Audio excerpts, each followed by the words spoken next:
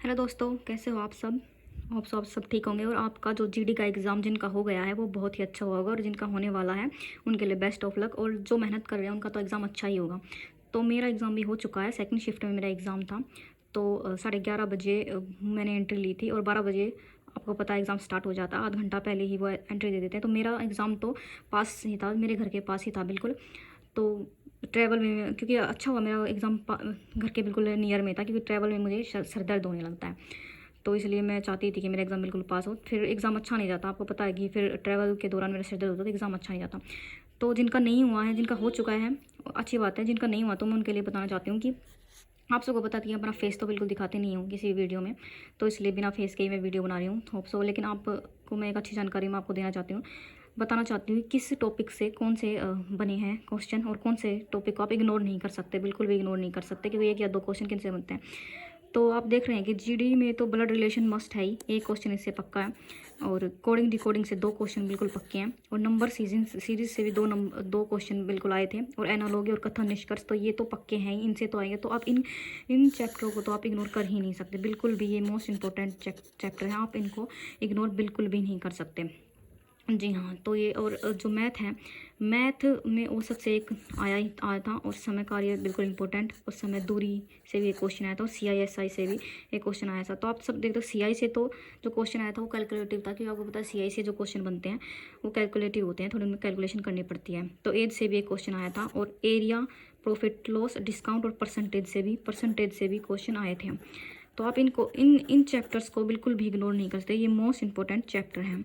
तो आप इनको इग्नोर नहीं कर सकते। तो हिंदी में मैं आपको बता देती हूँ, हिंदी में जो आए थे वो मुहावरे से एक क्वेश्चन आया था। जी हाँ, मुहावरों से एक क्वेश्चन आया था। और गद्यांश तो आपको पता है, 5 नंबर का गद्यांश आया था, तो बिल्कुल ईजी था। तो मुहावरा बिल्कुल ईजी था। और विलोम शब्द भी आया था, तो बिल्कुल ईजी था। और शुद्ध अशुद्ध आपको पता ही होगा, वो भी बिल्कुल ईजी थे। तो हिंदी तो बहुत ही ज़्यादा ईजी आई थी।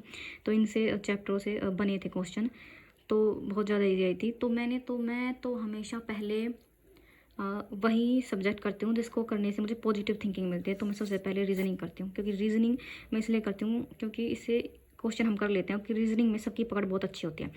तो मैंने तो पहले रीजनिंग ही की थी और मैं इसे प्रेफर करती हूँ। इससे थोड़ा मूड हमारा बिल्कुल फ्रेश हो जाता है। तो इसलिए मैं पहले रीजनिंग ही करती हूँ। फिर मैंने बाद में हिंदी की थी, फिर हिंदी के बाद मैंने मैथ किया था, सबसे लास्ट में मैंने की थी जीके।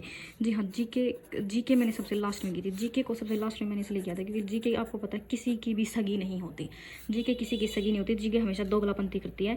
और अगर उसको हम पहले करते हैं तो मूड ख़राब हो जाता है बिल्कुल। यार मेरे तो मूड की ना बिल्कुल बैंड ही बज जाती है जीके के करने से। बहुत गुस्सा आता है जीके करने से, क्योंकि जीके किसी की सगी तो होती नहीं है। हम कितना ही पढ़ लें, बिल्कुल कुछ इतने क्वेश्चन ऐसे पाएंगे जो हमें बहुत गुस्सा आएगा करने में। तो इसलिए मैं सबसे पहले रीजनिंग ही करती हूँ। फिर मैंने हिंदी की थी, फिर मैंने मैथ किया था, और फिर मैंने जीके की थी। बहुत सारे लोगों की वीडियो देखते हैं तो वीडियो को कहते हैं कि हम पहले जीके करते हैं फिर ये करते हैं। ऐसा कुछ नहीं है, जीके बिल्कुल लास्ट में ही करनी चाहिए, क्योंकि जीके किसी की सगी तो होती नहीं। उसके क्वेश्चन जब हम देखते हैं गुस्सा आता है अगर जब हमें नहीं आता कि हमने इतना पढ़ा है, इतनी तैयारी है और उसमें से कोई क्वेश्चन नहीं बना। तो इसलिए सबसे पहले वो सब्जेक्ट कीजिए जिसमें आपकी पकड़ बहुत अच्छी है, बहुत ज़्यादा अच्छी है। तो रीजनिंग मैं सबसे पहले करती हूँ, हर एग्ज़ाम में सबसे पहले मैं रीजनिंग ही करती हूँ। और फिर मैंने इस जीडी में तो मैंने हिंदी की थी। तो एग्ज़ाम तो टोटली बहुत ज़्यादा अच्छा आया था, बहुत ज़्यादा एग्ज़ाम अच्छा था। तो कट ऑफ तो मेरे हिसाब से हाई ही जाएगी, क्योंकि हाई कट ऑफ जाने के पूरे चांस है, क्योंकि एग्ज़ाम बहुत ज़्यादा अच्छा है तो हाई कट ऑफ ही जाएगी।